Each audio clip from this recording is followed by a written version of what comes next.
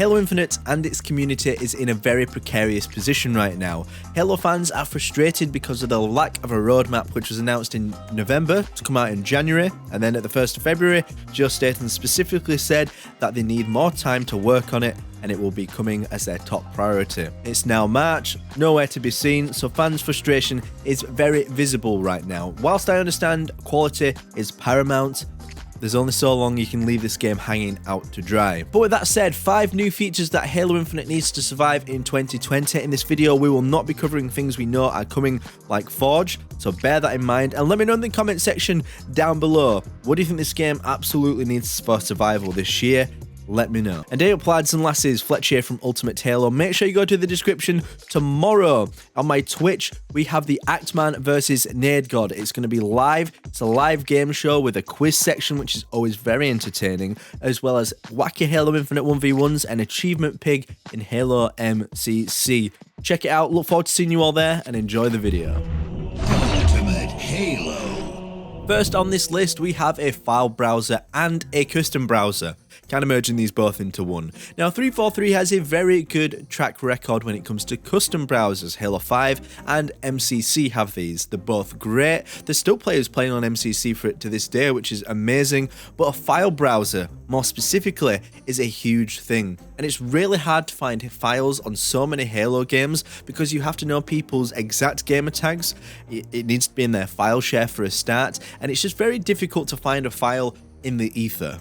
Now, there are some fantastic community tools out there that really do help with this, but there should be some official support, especially if 343 intend on going very hard on this Forge mode, which seems like will be the case. It will enable more of your hardcore fans and at the same time make it more accessible to new fans who haven't really engaged with custom games, and it's such a fantastic, beautiful part of Halo, so it will bring Halo custom games mainstream even more than it ever has been. If this isn't done, then I do fear that the impact of Forge as a tool could be hindered, and in terms of longevity, it will harm it. Now, I do definitely think it will come eventually. It's not like 343 are going to do another, let's release Forge and not have any custom game browser or file browser. But this cannot wait years to come. This has to come, in my opinion, in 2022. I can understand if it's not at the exact launch of Forge in August. Is Season 3 supposed to be something like that? But if it comes at the end of the year, so there's been time for maps to be created and the creativity to flow, then I think that will be a huge benefit. But let me know what you think to that. A file browser is paramount. Next up, we need a 343 community spotlight. Now, Halo 3 had a cool screenshot, top map and theater clip section in the main menu, which was like Bungie favorites or something like that. It creates ambition for fans to make great content in engine within the game itself, as well as the spotlight that already exists on Waypoint. But the good thing that exists about the community spotlight on Waypoint, it expands outside of the game. There are things like artwork, cosplay, stuff like that, and things in the actual game itself should focus on that. Just things in the game, screenshots, get people getting creative with the tools they have once more.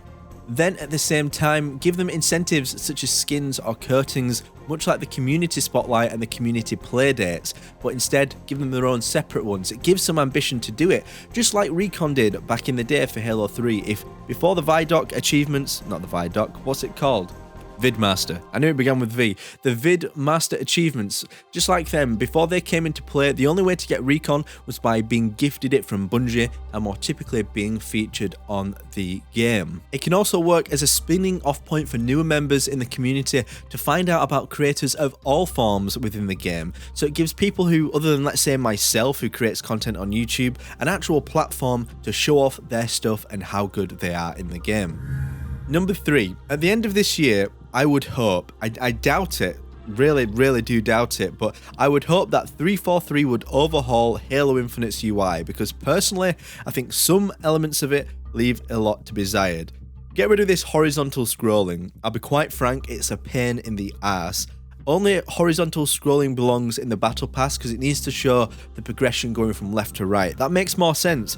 But have it like a 3x6 list. This makes more sense. It makes everything more visible on screen at once, and there's a lot less just guessing, scrolling from side to side, especially when people finally unlock a wealth of things later in the game's lifespan. The shop and customization also needs to be accessible at any time. I don't want to have to come out of the multiplayer to go to the main menu to constantly access the shop and my character customization. I get the way this has been built probably makes that a challenge, considering how slow the UI is at times, which is infuriating if I'm being quite honest. But I do think this needs to be improved quite drastically, and in Halo 3 for example, all you have to do is press start and then you can quickly customize your Spartan with ease. Let's have it like that back once again. Oh, I'm running out of breath. I'm getting very passionate about this, but hey, I love Halo, what can I say? So the next one is a flagship game type.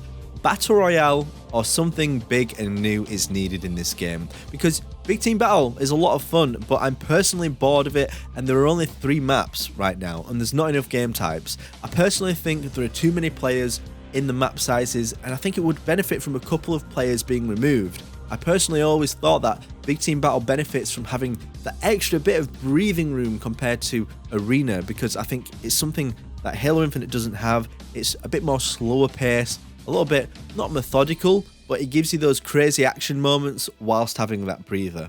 And as well as this, I don't think adding an extra few maps will make the player base go back to day 1 numbers and keep there consistently, because they'll dwindle soon after fans have played them for a few weeks maybe. I'm not saying don't add new maps. God, yes, absolutely do add new maps. We all want new maps. But I think there's a lot to consider here, and I think a Battle Royale or something big, something new, something ambitious would really take this game to the next level and really drive a high level of players in. Last but once again, certainly not least, I would like to say add story integration into these events. Now, lore fans would like to continue their interest in Halo and keep it alive on more than one front. There's one job listing right now that shouts out that this may be their intent in the long run. Now, I like the idea of the Season 1 trailer, despite me not liking the voice actor of Lorette Agrena. Sorry, I've absolutely butchered her name, but you get the idea. I didn't like her voice acting, but I liked the idea of them introducing that character in that way, but I'd like them to explore a wider narrative in doing this, because let's say Call of Duty Warzone does a great job at keeping a narrative thread through each season, and that's the best way of exploring the universe without creating new campaign DLCs or something like an edition of Spartan Ops, which will probably take a lot of time. Then it would be a great idea if there were secrets and puzzles on each map that added up to make a piece of the story, and that would make the community come together to uncover something, and I think it would really unify the player base and then really expand people's desire to want to know more about what's going on inside of the Halo universe, outside of what's happened on Zeta Halo, because trust me, there are a million stories that 343 can tell, and look, some of the books already illustrate that. Maybe do something to do with Alpha 9 or Fireteam Osiris, who knows, there is so much they could cover. So, what do you guys think? Do you like these ideas? Do you have any ideas that you think will more specifically benefit the game, that are brand new ideas, or at least new to Halo Infinite, that aren't announced just yet?